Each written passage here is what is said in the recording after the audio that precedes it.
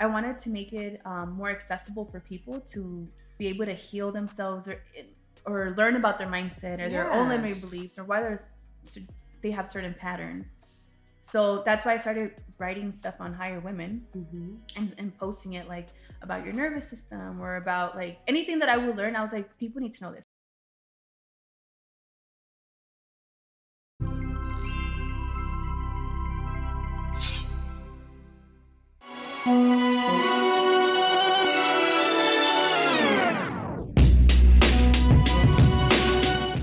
Hi, everyone. This is Raina Carrillo with Purpose and Passion. Thanks to Luxemediastudios.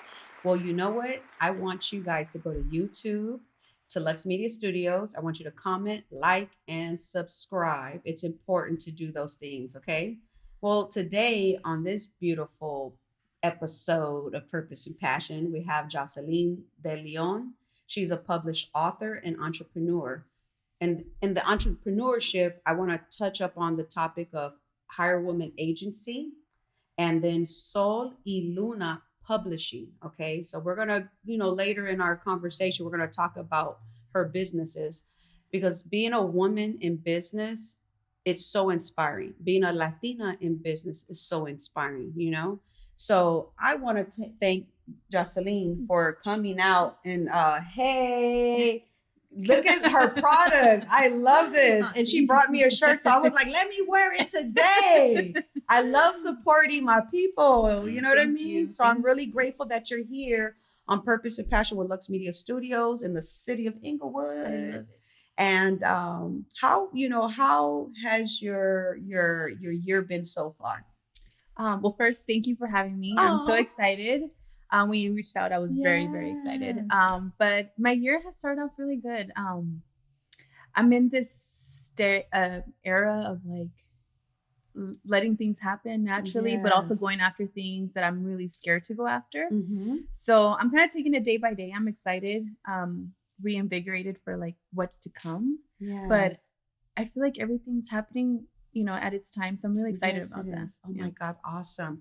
Well, you know me, I'm always looking for people for purpose and passion that has a purpose and a passion, that is educating people, that's empowering people and teaching awareness. So that's why I reached out to beautiful Miss Jocelyn, because she has a lot of positive things on her social media. And I definitely wanted to connect because there's some things that you're doing that people out there need those resources, those services, right? And so let's get into the meat and potatoes of this interview. Where were your parents born and raised, and where were you born and raised? So my dad is from Mexico. He's de Michoacan, and then my mom is Salvadorian. And that's where they were born, and they grew up here in the San Fernando Valley, or not here. But they grew up in the San Fernando Valley, and so did I. Yes. So I'm from the 818, born and raised. Yeah, right. All three people that love it there. But I love everything LA. I grew up being in like downtown and South Central, like so different parts. Hollywood. Actually, when my mom came here, her first stop was Hollywood. She lived there for a while. So I'm like, that's so cool. Like out of all the places in the world, you ended up in Hollywood. But yeah, so that's where I grew up. Yeah. So when you were in high school, what were your dream goals? Because sometimes they always give us those questions in high school, like, what do you want to be when you grow up? I thought I was going to be a singer. Okay. I just wanted to be famous. I was like, I want to be a singer or an actress. And that was just like my thing. Yeah. Like even my yearbook quote was like, I'd rather be singing. I don't know why. I don't even have like this amazing voice, but I have delusional. I'm like, yeah, I'm gonna get it, No, it's still my goal to be in someone's song, okay? Yeah. But I really did have like this aspiration of something bigger. I didn't know what it was. Yeah. So growing up, I thought like bigger meant like, a celebrity or an artist. So I didn't know, but I just felt something. And that's also when I learned the power of words, because I always said I was going to go to UCLA. I said, I'm going to go to UCLA. So I ended up working at UCLA, not going to school there. So I was a financial aid counselor at UCLA for like 5 years. I was the youngest person there.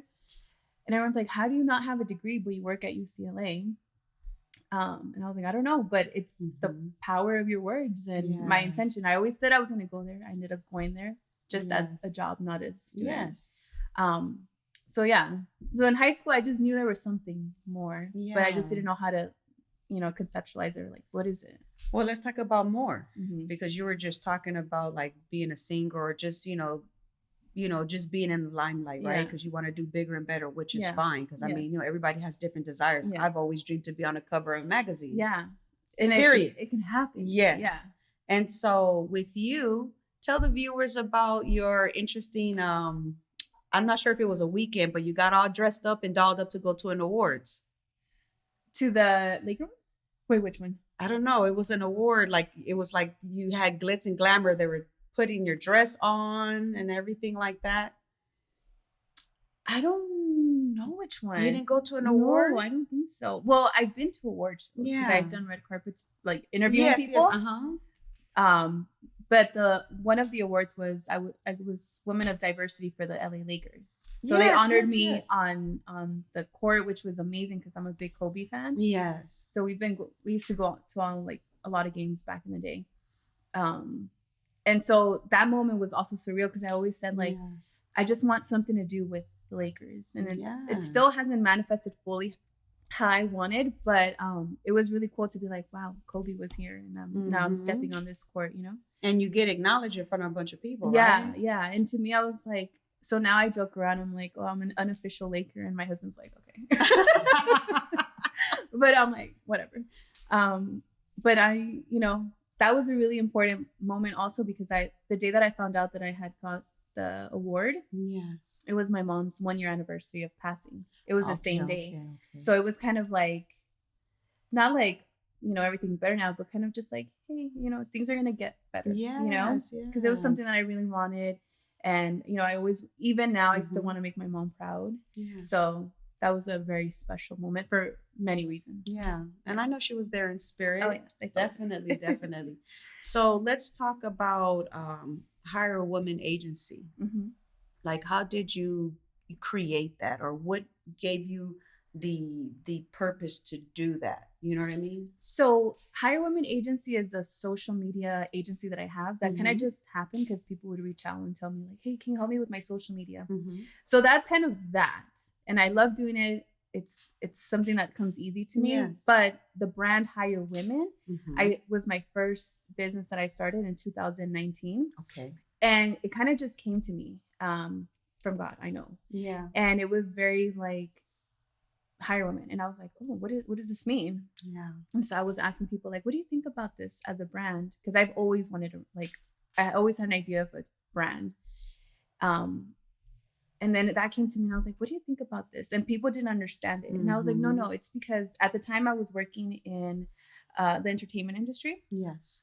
So everybody that were like CEOs or like running the show were men, and usually men that didn't like a white man, right? And so I was like, there's no representation. And I see all the amazing women that are running this, a lot of, Black and brown women that are like making things happen, and they're behind the scenes. So I wanted to highlight them. And before that, I had a series called Meet the Industry, where I would highlight women in the industry, DJs, producers, a bunch of different women. And also because I want to learn, like, how can I do what you're doing, and back then you couldn't really Google anything. There weren't interviews. So I was like, okay, well, let me just do it myself. And I had access to a podcast area. So I just went with it. It used to live on my website. So then I started hiring women because I was like, there's not enough women, especially diverse women in CEO or executive positions. So that's why I wanted to bring awareness to it. Yeah. And from there, I started thinking like, aside from these systems that make it hard for us to be in like certain positions, sometimes like we don't even try because we feel like we're not capable. We can't do it. Yeah. Right. So then it was like, okay, yes, there's other systems in place, but we also have to look within, like what's holding us back. Because I know that was big for me. Yeah, like the fear of failure, the fear of rejection. Yeah, exactly. Am I qualified enough? And so once I stopped working, like we were all laid off unexpectedly. I felt like I lost my identity. I was like, who am I? Like, I used to be a producer. What am I now? Like, so I completely went down this like I don't know if it was depression, but I was just like, who am I? Like, what am I doing? And that's when I was like, okay, I need to figure this out. Like, what's going on in here? And I started learning about limiting beliefs. Oh, nice. I started learning about so many things, but the problem is that I was fortunate enough that I had time or the ability to sit down and figure this out and Google it and research it and watch the videos, but not everybody has that time. You know what I mean? Yes. So I wanted to make it more accessible for people to be able to heal themselves or learn about their mindset or their own limiting beliefs or why they have certain patterns. So that's why I started writing stuff on Higher Women and posting it like about your nervous system or about like anything that I would learn. I was like, people need to know this. So I'm going to share it, you know? Because again, all the teachers and tools that I had, nobody looked like me. And to me, that was important. Yes. Representation has always been important because I never felt represented. Even in like Spanish networks, I never felt represented because I'm like morenita and like that's not what you usually see, you know? Yeah. Usually. So that was one thing I was like, I just want someone to be like, okay, I can relate to her. She's like a normal girl. And I can follow what she did, you know? So that's kind of why that started. And I started sharing all this stuff. And I started Mindset Mommy, which was like a mini podcast that talks about a bunch of different mindset stuff. That's awesome. That's how it started. Because in order to be successful, you have to take the first step of your mindset. 100%. Yeah. Because if you can't fix the mindset, then you'll never change or understand 100%. Why you do what you do, right? Yeah. And so that's important. But we're not taught that. No, we're not. No. Or like the power of words and you know, because a lot of times you're like, oh, I'm so dumb. Yeah. And I'm like, now I don't say things like that because if you say things like that, you're gonna just find more reasons why more proof of that. You know what I mean? Yeah. So I'm very conscious with that, especially with my son. Like now, I'm like, we don't say certain words. You know what I mean? Yeah, I agree. Because like my son, excuse me, he gets in arguments with his sister, which is they're twins. And my son would tell Omara like, "You're stupid. You're dumb. That's why you don't have straight A's like me." And I'm like, "Don't say that. Yeah. You got straight A's because you choose to have those straight A's. Yeah. And I'm proud of you. But you never." Make somebody feel beneath you or underneath you or stupid or whatever that word is. You know, you don't use that in this house because your sister had D's and F's and she picked them up and now she has A's, B's, and 1 C because it was a C+. And when I went to parent teacher night, the teacher told me like, you know, Amara is doing good. Like she is like after the talk we had and everything like that. Like all 3 of us, mom, teacher, and her, she understands, like, I just want to help her. And then I told my daughter the same thing. Like, you see, I'm not on you guys on grades because I know multimillionaires that don't have a high school diploma. Yeah. Or they have a high school diploma and they weren't 4.0s. They were like me, 1.9. I'm like, oh, me too.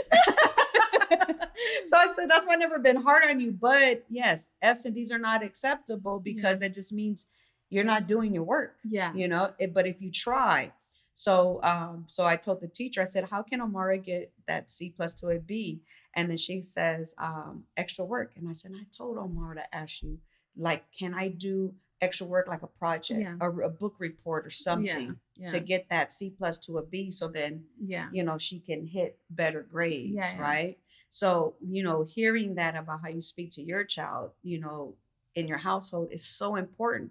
And people that are watching us we got to be mindful. Yeah. It's hard. Because it is hard. Because sometimes I'll be like, I'm not saying you're stupid, but sometimes like, man, you're so stupid. Listen to me when I'm talking to you.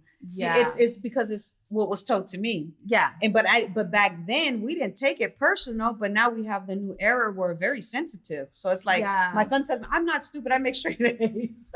It's hard. I was like, I don't mean it that way, right? Like there's this quote that's like, only parents with gentle kids can gentle parent. I'm like, I feel that. But it's you have to like, and I think becoming a mom, even more now, I'm like even more aware of my own healing. Yes. But I had a lot of years, and I think that's why God said, okay, I think you're ready now, where I did work on myself because I was like, I don't want my son to grow up feeling like he's not enough, or you know, because our parents didn't know better. Yes, you know? that's they did what they could. You know what I mean? So I'm like, but I know better. I had the privilege of taking some time and learning, so I got to do better, you know? Yes. So let's talk about Sol y Luna Publishing. Before we go into that, is this a part of the publishing? Except this, this all is. Okay. Yeah. So can you tell the viewers what dueña means? So dueña is boss. And to me, it was kind of like the boss of your destination, of your thoughts, which is why this planner has a daily mindset check-in for the morning and at night. Just to kind of stay on track. Like, how do I want to feel? That it's important to set like your intention. Like, I want to have a good day. I want to get this done, because if not, you kind of just flow through life. And if you have goals, you kind of don't want to do that. And that's awesome, because in your daily planner and mindset check-in, like, for example, it says daily, today's task, the date, Sunday through Saturday, top priority, idea, self-care. Everything is working out in your favor, which is like a quote at the bottom to keep you motivated. And you have notes, which is so awesome. And then we have Mindset Mommy, right? Yeah. Which is a workbook and journal. Yes. Why did you create this one? So this is basically my blueprint. This is everything I've learned. So I've had like notebooks and, folders of all this information that I've had throughout the years. And I was like, let me put it in here.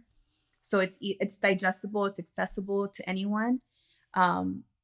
It's basically like, if I had to do this over again, like my mindset journey, this is what I would go to. And so I want to share it with other people. Yes. And I love it because it talks about routine, routine is key.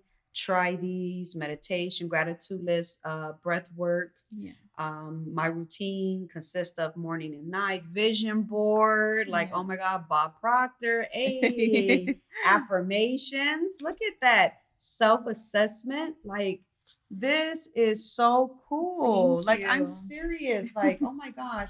And then last but not least, The Magic of I Am. Let's talk about this book. So The Magic of I Am, it started again. This was before I even had my son. Yes. So I was like, I've always said, if I would have known the magic or the power of words, of positive words, I would have, like, early on, I would have been somewhere else. But, everything happens for a reason. Yeah. But I said, like, I want the next generation to know how important affirmations are, positive reinforcement. So I started doing workshops with teens and younger kids. And then finally I was like, you know what? If from the age of 0 to 7, you're in a state where you're receiving and downloading all this information because you're in theta state, your brain. So I was like, okay, let me help instill these words. So I created a book that hopefully parents read to their children. Yes. And it's bilingual, it's in Spanish and English, because for me, I feel like I don't have a lot of family, but when I speak Spanish with other like señoras, I feel like connected. That's how I connect to my community. Doesn't mean if you don't speak Spanish, you don't. It's just for me, because I feel like I don't have that family component, So so that's the book, and it's all LA areas, because I love LA. Yeah, you're gonna have to add the form in the So I did have Randy's Donuts. I had Randy's Donuts in the first, and it's a smaller book. Yes. But this is my pride and joy, just because it's LA. It's like, this is a Sloss and Swap meet where me and my husband used to go to. Yes, it's still open, you guys. Go visit Sloss and Swap meet. So that's why I created the book. And then this one is a Higher Women, right? Yeah, it's part of the Higher Women. It's just to, like a to-do. Awesome, yes. Yeah. But see, thank you. You know what is crazy is that we're living in a new era. I noticed maybe like 5 years ago, I noticed that, about affirmations, writing, back in the days when I was in elementary, I would write in my journal. Yeah. The little lock-key and everything. And then social media came about, right? And then you had MySpace. And MySpace became my journal. And then MySpace is just not working. And then Facebook came, and now my Facebook is my journal. You know what I mean? It's literally, I don't even have to write them. I just show pictures. Yeah. But this kind of stuff brings me back to, I need to start doing this again. I need to start doing this again. And I want you to share with the viewers about Sol y Luna Publishing. What does your business do? Believing before seeing, a new bestseller by Candace Barr. Order your copy today. So I started the publishing company because I wanted to own it. Mm-hmm. I wanted to, being a fan of Nipsey Hussle, yes, he instilled like ownership. Mm-hmm. And so I was like, I don't want someone else to own part of it, like even down to the barcode or there's just so many little things. So I was like, let me just create my own. Like I want to own it, whether it's takes me more time to be more profitable, to be in stores. I know it's going to happen. It's just going to take time. But it's going to be under my, own, like under my publishing, my way, and I think that's important because a lot of people were hitting me up like, hey, I want to publish under you. And it's an honor because that's people's art and creativity and all that. But also I want to encourage people to start doing their own and stop waiting for other people. Wow. To give it. Because I did that for so many years. I created content for other people or waited for someone to be like, okay, you can do this. I waited for permission. So I don't want people to wait for permission like I did. And I don't wait for permission now. I just kind of. I'm a Luxe Media fan, obviously, right? So I'm all like, Candace Barr, Luxe Media Publishing. Like, serious. Like, oh my gosh. Yeah, like, just do it, you know? And so that's why I started. And it's, slowly, and it's all been self-funded, and it's okay. It's going to take time, but that's okay. We have time. Yes. Oh my gosh. So let's talk about your upcoming clothing line. So I'm working on a new kind of revamping, because before I would kind of just put out like anything that came to my mind. Yes. And now I'm kind of like, let me be more intentional about it. Yes. So I have one that's it says building in your honor, and it's for my mom, but it's for anyone that's ever lost someone and you're still working and building your legacy, in their honor. Like, thank you for all you did for me, and I'm still here, And it doesn't have to be a parent; it could be anybody, you know. Loved one. Yeah, or building in your own honor, know. So that's kind of where I'm going with it. But my pieces are just gonna be more intentional. This is one of when support your homegirl. Like, I'm from the barrio. So I'm just like, I love that. Sorry, I had to say that. The 90s. I actually made these at the same time in 2019. So it was Hire Women and Support Your Homegirls came at the same time. Yes. And I was just like, we need to support your homegirls. I'm not saying you have to be friends with every girl, but you don't knock anybody down. No, empowerment, man. Yeah. Yes. Just, support your homegirls. If not, then don't just leave people alone, be nice to them. Yes. So that's kind of why I have all this. And then my other, I own the trademark for It's an LA thing. And that's like, my other pride and joy that's I'm also working on in a little capsule clothing line that I'm going to do. So, that's in the progress. So what would you say is your purpose on this earth? My purpose on this earth, other than being a mother to my baby, I think it's really just sharing my mindset, my experiences, and sharing how you can have the life that you desire, and that doesn't mean like $1 billion, but to me, it means peace. Yes. And that's what I have. Yes. It's not fighting with your mind all the time. It's not, being in conflict all the time. Like, I just want to share that it's possible, it's possible. It's possible for you to get out of your limiting mindset or like that you don't have, like growing up, I was told I was lazy, right? Because if you're not constantly doing something, you're lazy. Yeah.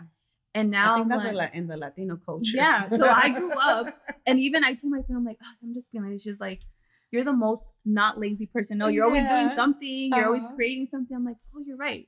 So that kind of in the book, I talk about, there's traits that are given onto you, but they're not usually yours. People just tell you things and you're like, okay, well, I guess if I'm shy, then that's me. Then I'm a shy person because you told me I'm shy. So things like that, like I want people to know that they can change at any time. Yes.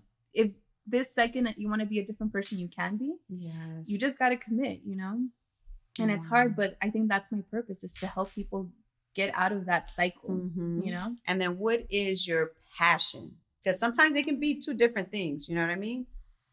So I think mindset is still my passion aside from music. I love music. I love music so much. But I think my passion would still be talking about mindset and talking. Yeah, I could talk about mindset all day. Like, I love that. I love being able to share what I've learned, and like, you know, talking to people, I can like be like, oh, okay, this is why you feel that way, you know? So I love sharing that. I love music. Tupac. Yeah, Tupac is the bomb. He's actually quoted in the book. Yes, I seen. I was like, wow, okay. Yeah, Tupac. so yeah, I love music. That I'm passionate about music, but listening to it, you know, obviously. Yeah. But if you want me in your song, let me know. Yeah, because I'm thinking to myself, I was about to tell you, come on, sing us a little hook. I really can't sing, okay?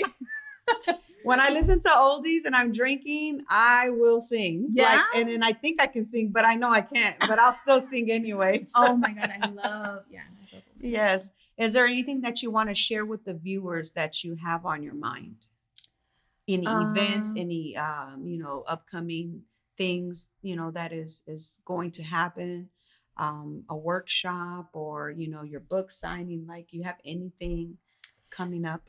Right now, I'm really focused on one goal, and so I haven't really made time for anything right now. But I will be doing workshops soon for the community, for children, about books and affirmations. I did one recently with LA Care, and that was the power of affirmations. So we created affirmations together. So I would love more opportunities like that if those present themselves. Well, we can work together. Yeah, like in Inglewood. Yeah, I honestly, I really want to work with the youth in that, and as much as I can. But yeah, right now I'm kind of focused on one goal. So I'm really kind of honing in on that. And then, you know, I'll keep you updated when things happen. Yes. But yeah, that's where I'm at right now. Okay. Well, before we end, I want you to share with the viewers, how is motherhood? Oh my gosh. Motherhood has saved me. So when I became a mom, 3 months into becoming a mom, I actually lost my mom, she's like, was my world, is my world. Yes. So he kind of helped just keep and bring so much joy into my life. He's like my everything. You know, and I was the one that I never wanted kids. Okay. Yeah, I didn't want kids. I didn't think I would have any. Yeah, me either. Everyone was like, you guys should have kids. You know, my husband had been married already like 7 years. Yes. And I'm like, no, we're good. You know, we're good. We can do whatever we want. And it just happened. And it was the best thing that's ever happened. I actually found out I was pregnant the day that my book released.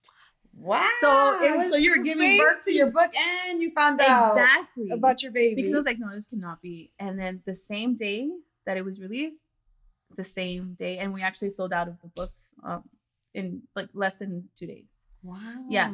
So it's crazy. But my son completely has changed the game. Like, he's the boss. Yes. Well, I'm the boss, but I let him, you know. Yeah, of course. I know what you mean. But, you know, I love motherhood, and I didn't think I had it in me. But yeah, he's my world. Oh my God. How old is he? He just turned 2 in December. Yay. But is he terrible twos yet? You know what? It's my favorite. Even though he's like negotiating with me all day. He's like, Mama, that's too much. Oh, Mom. Like, he talks. As soon as he wakes up, he's like, and it reminds me so much of my mom, because she would talk, and he laughs so much like her. Aww. So they have a lot of cute little things that remind me of her. Yeah, but the only thing that makes me sad is like my mom would have enjoyed him so much, because he's like, anyone that meets him falls in love with him. He's just, I mean, I'm a mom. But he's an amazing baby, obviously. Yeah.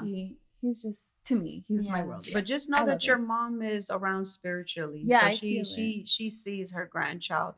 But I know for us as humans in the physical form, we just want to see it. We want our mom or our loved ones to be present to see, because that's how I feel about my great grandfather. Yeah, the same thing. My great grandfather was just an amazing devout Catholic. Like I even have his wife, my great grandmother Florence, Bible. I mean, it is this big, and it's from, if I'm correct, it's from the 60s. And a lot of people used to take these big Catholic Bibles, and in the back you will see people's social securities numbers. That's all in their family social securities, date of births, important information, all in it. So it's like historic. Yeah. So it's like they didn't have anything else to put it but in the Bible. And now it is with me. And even though that I'm not Catholic no more, I'm Christian, but to me, it's still valuable because it's a Bible. Yeah. And it's my ancestors' legacy, and I have it, and I continue to tell my family, I don't care how old it looks, you keep this going to the family because it's so important, because it came from my ancestors. Yeah.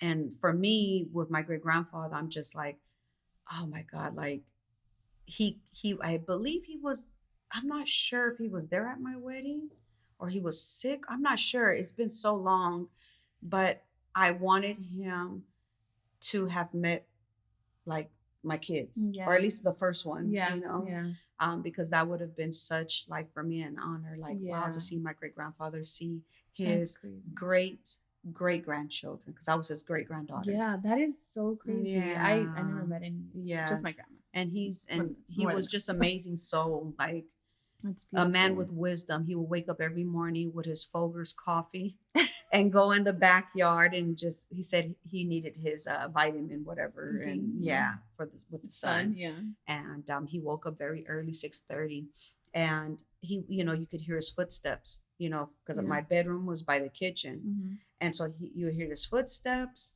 and then he'll open the door. So when he passed away, me and my mom woke up by smelling Folgers coffee and heard his footsteps, but we didn't hear the door open. So I didn't move because I was like, I'm a person that, as in church, they say the spirit of discernment. So I have a gift. At first I thought it was a curse, but it's not. It's a gift that God has given me. So I knew right then and there it was my grandfather in the spiritual realm.